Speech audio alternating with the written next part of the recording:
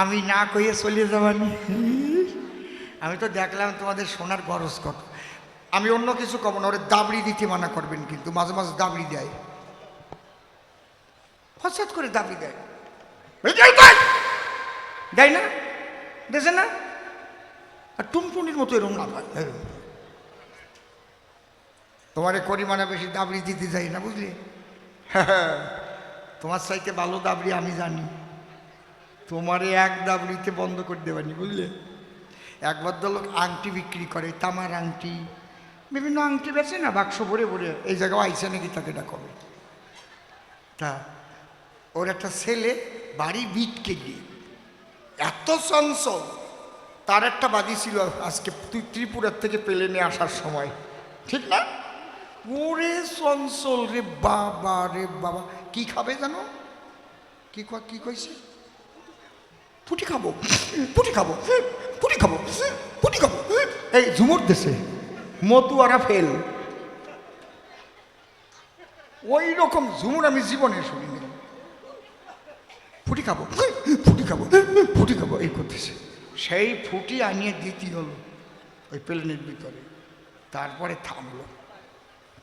ওই রকম ছেলে বাবার কাছে বলে, বাবা এত আংটি বিক্রি করে বেড়াও, আমার একটা আংটি দাও। বাবা কাছে চুপ, কিসের আংটি?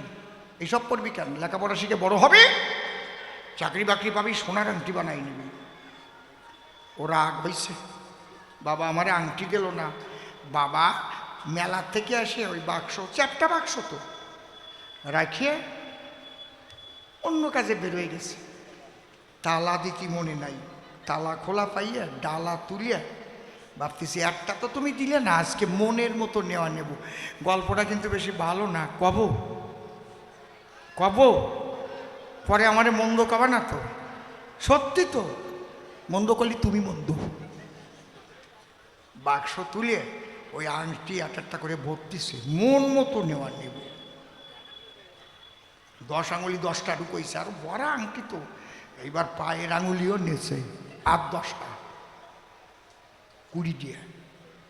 আরো আংটি তো বাক্সে রয়েছে, আরো আঙুল খুঁজতেছে আর কোনো জায়গা আছে নাকি।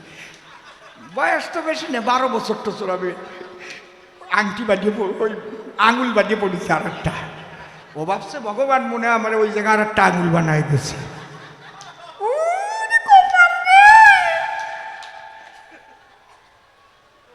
ওই জায়গায় ঢুকইছে।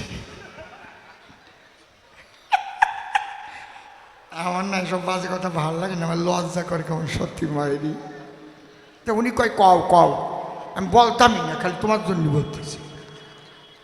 এখন যেই কষ্ট করে ঢুকইছে তো আর খুলতেছে না।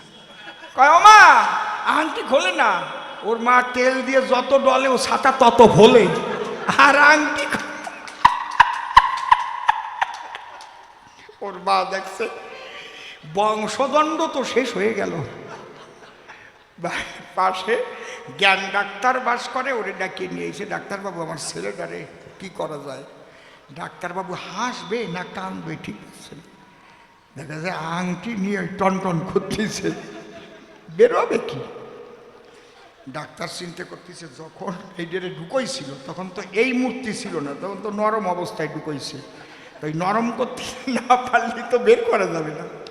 ডাক্তার কয় অপারেশন না করলে হবে না। এবার ব্যাগের থেকে ছুরি চাকু টাকু বের করে ওরে দেশে এক দাবি, হ্যাঁ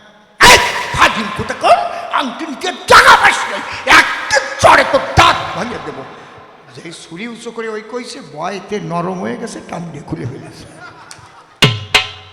তা তুমি বেশি দাবড়ি দাদি করে না, তোমার আংটি আমি খুলে দেবানি, বুঝলে? আমার না এসব বাজে কথা ভাল লাগে না, লজ্জা করে কেমন, সত্যি ভাইনি।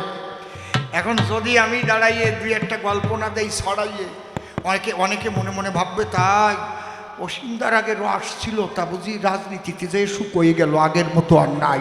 ভাবতে পারি অত সোজা না, অন্তরে করুন ধারণা। বান্দর বুড়ো হয়ে গেলেও গাছে ওঠা স্বভাব যায় না, অত সোজা না। হ্যাঁ কি আনছি বাবু, হ্যাঁ দেখিয়ে সে কোন ভাবে সে কোন কথা কয়। কোন ভাবের ভাবধারা সে উঠাইয়া যায়, যেভাবে সে সবাই এসে প্রশ্ন করলো দান, এক এক করে ধরে ধরে দিলাম সমাধান। তার কথা শুনে শুনে মনে আছে ভাবো, কোনো এসে বসাভাবে আমি জবাব দেব। তিনখানা প্রশ্ন আমায় করেছিল ধান, সুন্দর করে আমি দিলাম সমাধান। আরে এক কেন জবাব দিতে রাখি নাই বাগিটাই অন্তরে অন্তরে হলাম আমি শুনি। প্রথম প্রশ্ন করেছিল মোরে, সূক্ষ্ম শব্দ ঢুকাই কিসের করে? আমি তো দেখাইলাম সূক্ষ্মকারে বলে, যেমন রাজহাঁস ক্ষিপ্টুকু তোলে তেমনি ভাবে সনাতনের সূক্ষ্ম যাহা ছিল হরি ঠাকুর এসে এবার তার তুলিয়া দিল। আবার বলে নূতন কিবা করিল সে দান? আমি বললাম এই জগতে প্রেমই প্রধান, সেই প্রেম করতে গেলে কিসের দরকার? পরিষ্কার বলে গেলাম সবার ভাব।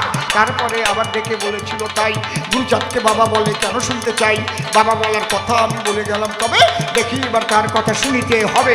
এর বিরুদ্ধে সে কোন কথা বলে আর কোনভাবে ভাবনার সে উঠাইয়া তোলে কেন? বেশি কথাই আমি আরো বলিবারে যাই, সে তো এর থেকে বেশি বলে নাই। এদিকে যাচ্ছি যত ভক্ত বান এবার বন্দনা করে যাই সবার চরণে ভক্তগণ দিয়ে আশীর্বাদ করতে বা সত্য ভাব। এদিকে এই পর্যন্ত আমার ভাব সাঙ্গ হলো। জয় জয় শান্তি হরি প্রেমানন্দে। একবার সবাই মিলে বাহু তুলে উলুধ্বনি হরিধ্বনি বলো, হরি বল হরি বল হরি বল হরি বল। জয় ভবা।